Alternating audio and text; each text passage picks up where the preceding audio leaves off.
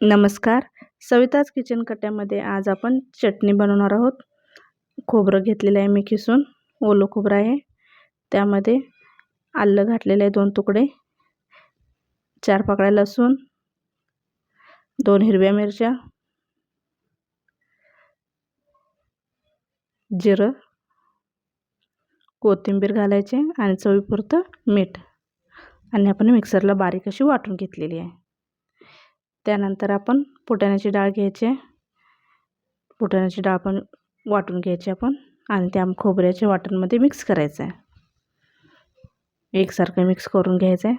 चटणी आपल्याला हवी तशी करून घ्यावी. पातळ हवी असली तर थोडंसं पाणी घालून वाढवू शकतो. आता वरून आपण तडका देऊया.